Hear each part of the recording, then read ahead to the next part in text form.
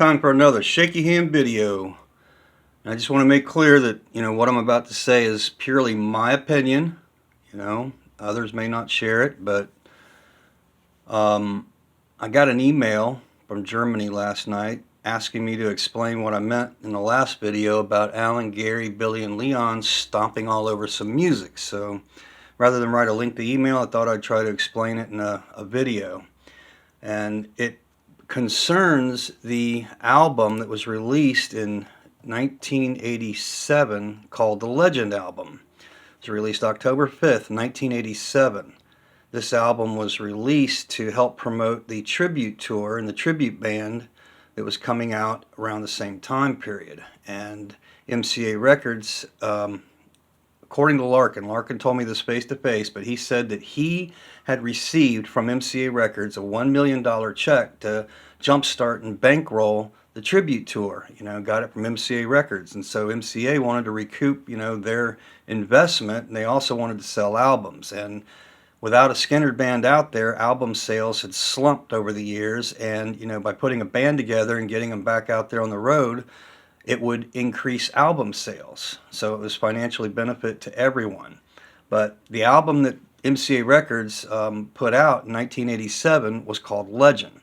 And it was primarily material that bands had already heard and knew about, except for two songs. Two songs that were on that album that I want to talk about today. And that is Four Walls of Raiford and One in the Sun. Now, when you go to YouTube, you can find the Legend album right here, and it's got Four Walls of Raiford put out on the official Lynyrd Skynyrd channel. And they also have what's called an undubbed demo version also on the official Lynyrd Skynyrd YouTube channel. So there's two different versions. I want to kind of explain what I kind of witnessed that happened concerning these two versions. Now, going back in time, skipping back, you got to go back to the original band. And here's Kevin Elson on the plane sitting next to Ronnie Van Zant. Kevin Elson recorded it at the band's Riverside studio. And Ronnie and Jeff Carlisi are the ones that recorded this song. Jeff Carlisi is a legendary guitar player from 38 Special, but he was also a dear friend of Ronnie Van Zant's. And I want to bring up something here that bands may or may not be aware of. But in 2021, maybe 2020, some pickers here in Jacksonville found an incredible collection of original Lynyrd Skynyrd tour itineraries and a lot of other stuff. And it was amazing what made it to eBay. And private researchers here in Jacksonville contacted these guys that got this stuff and were able to document, scan, and photograph every bit of it. So it's been saved and documented, even if this collection has been broken up and sold off. What's in it is absolutely stunning. It says there are 24 tour itineraries, 5 are Ronnie Van Zant's, 5 are unable to identify with certainty, 14 of the itineraries are Dean's copies, and it says of 5 Ronnies, 2 of them has his notes and handwriting inside. People that said Ronnie didn't write stuff down, yeah, well, guess what? That's a myth.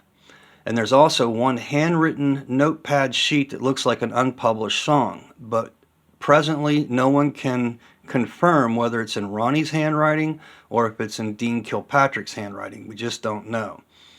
Some of the other stuff that was in there was Dean Kilpatrick's passport and a letter written to Dean, handwritten letter by Linda Blair. It's signed by Linda Blair. Some really interesting stuff in here.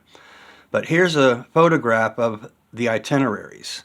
And you can see way over here is the original 1973 Who itinerary with when Skynyrd opened for the Who.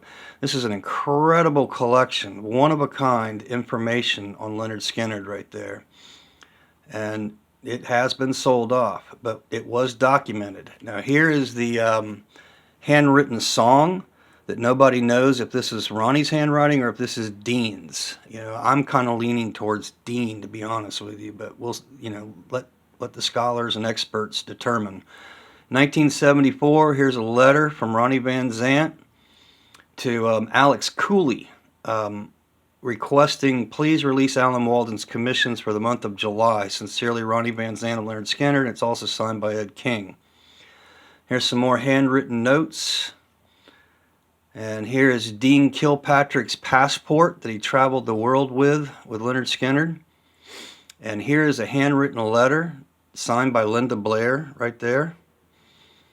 Now, this is interesting, and this is what I wanted to get to pertaining to Four Walls of Raiford. It was recorded inside the band's home-built studio.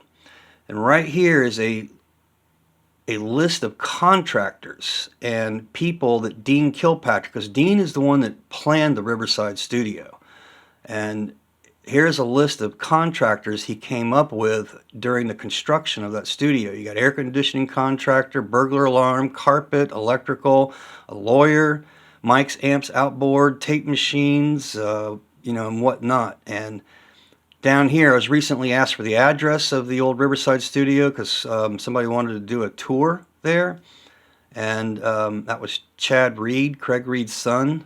He lives here in Jacksonville, and he took somebody on a tour recently, and he asked me for the address. So, Chad, if you're watching, here it is right there. It's 202 Riverside Avenue, Jacksonville. Here's Lacey and his home phone number, Lynyrd Skynyrd Productions, New York address. But this is what Dean put together for building the home recording studio. And going on down through this stuff, we find this. A hand-drawn diagram, a blueprint of the Riverside studio that Dean and Kevin Elson were building. And this is where Four Walls of Raiford was recorded. Now, I want to get into this situation of undubbed demo version and the dubbed version. Because in 1987, I was close to Alan and Larkin, the people that were behind a lot of this, and it happened inside Alan's house. This is Alan's house on Julington Creek Road. I've divided it, new section, old section, with a line dividing the two. This is the old section that Alan built for Kathy per her, request, the kind of house that she wanted. And when Alan was paralyzed, they added a new section on because he could no longer go up the stairs, which were right in here. And then you go down the hallway past the kid's bedroom, and then Alan's bedroom was down here on the end. But the room in question for this video, Four Walls of Raiford, is this one. It now looks like a dining room. The house has been overhauled, clearly, but this was Alan's den. This was his music room. It was in here that, I helped to put his stereo and video back together. Over in the corner back here was where his projection screen TV was. His stereo was up against this wall here. The garage was through that door. And Alan was sitting right about where this table is on the phone. There was a sofa right in here, another chairs and sofa over here. Alan had a computer in this corner over here. But in this room, I was there with Alan one day when he's talking on the phone to someone, I don't know who, but he was talking about what he was getting ready to do to some music. And the songs in question were the Four Walls of Raiford and Steve Gaines' solo music, One in the Sun. And I overheard Alan say that him and Gary and Leon and Billy were going to go down to Miami to Criteria Studios where they were going to overdub the Four Walls of Raiford song. And I told Alan at that time, I said, Alan, I think what you're doing is sacrilegious, because Steve and Ronnie had been dead for nearly 10 years. And the music that these living musicians were getting ready to overdub, Ronnie wasn't around to ask his permission if they could do that, and Steve wasn't around to ask permission if they could do that. So I was kind of standing up for Ronnie and Steve, talking to Alan face to face, and I said, Alan, it's my opinion, and I still hold this opinion to this day in 2025, that I don't think what Alan and Gary and Leon did was right. I think it was wrong. And, I don't mind saying so. To me, it was sacrilegious, and that's why I use the word stomped on their music, is because in 1987, they took the recording of Four Walls of Raiford down to Miami, and, Gary added his guitar parts to it, Billy keyboards, Leon bass. Alan didn't play anything because he was, not in condition to play. But Ron O'Brien, the MCA engineer, told me that they had speeded it up in places and slowed it down in other places, when they were doing the overdub. So they significantly changed the recording. But what I want to say is that when Ronnie and Jeff recorded that song, what's really interesting to me is that if Ronnie was off the road and at home to go into his personal studio to record that song Four Walls of Raiford, that means that Alan, Gary, Billy, Leon, and others, Artemis, were also, off the road and available. But Ronnie didn't call any of them. He called his dear friend, longtime friend, Jeff Carlisi, only him, to come into that studio to record Four Walls of Raiford. And I don't think that it should be called a demo, because a demo is primarily used by an artist to sell themselves to a recording company in hopes of securing a recording contract. Here's our demo. This is what we sound like. Please give us a recording contract. When Ronnie recorded this song, he was under contract. He didn't need to sell himself to any record label. So was Ronnie really making a demo? I don't think so. Ronnie was simply recording his song, his music, his way, without the Lynyrd Skynyrd band. I believe that was his intention.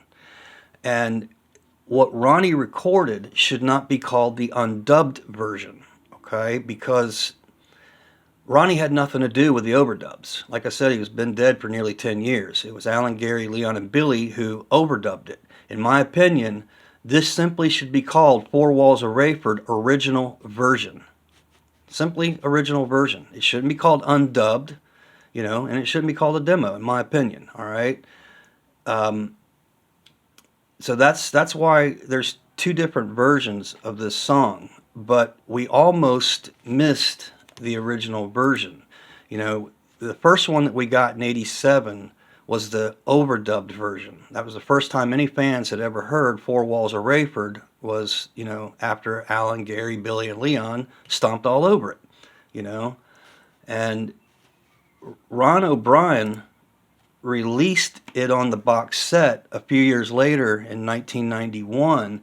We got the original version of Four Walls of Raiford, and Ron O'Brien is the man we have to thank. And I mean, every fan the world over should be thanking Ron O'Brien for what he did, because he restored Ronnie and Jeff Carlisi's song to exactly how they recorded it inside Riverside Studio, exactly how Ronnie wanted it recorded. It was played at the original speed without speeding up and slowing down in parts. There was no overdubs. It was the way Ronnie wanted it, just him and Jeff. And, Ron O'Brien is the man that gave that to us. So we have him to thank for fixing what, Alan and Gary, in my opinion, had screwed up. But another side issue to this is the One in the Sun album that's, got Steve Gaines's name on it. According to this, it was recorded in 1975, but it was released in 1988. But you find it right here on the Legends album, and in this version, in Criteria, they stripped off Steve Gaines's guitar, and Gary Rossington stepped in to replace it. So that's what you hear on Legend album. What Gary and Alan were doing, and Artemis said in an interview later on that they were finishing these songs. No, that's not what they were doing.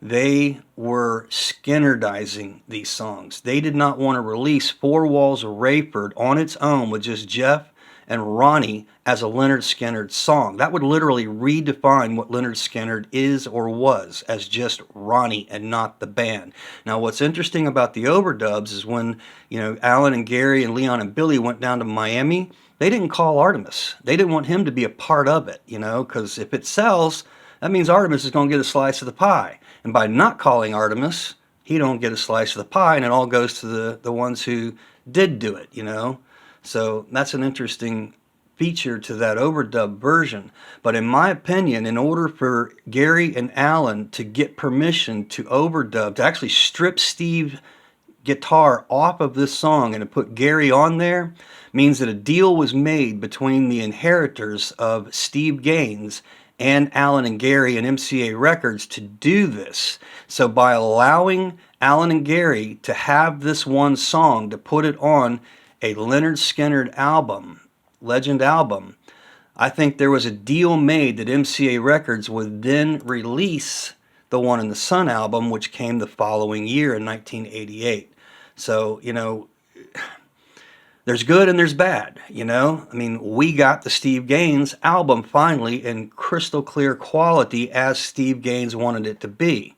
But to get there, we had to go through Legends and the overdub versions that were found there, So that's basically the story as I know it. And I'll just leave it right there.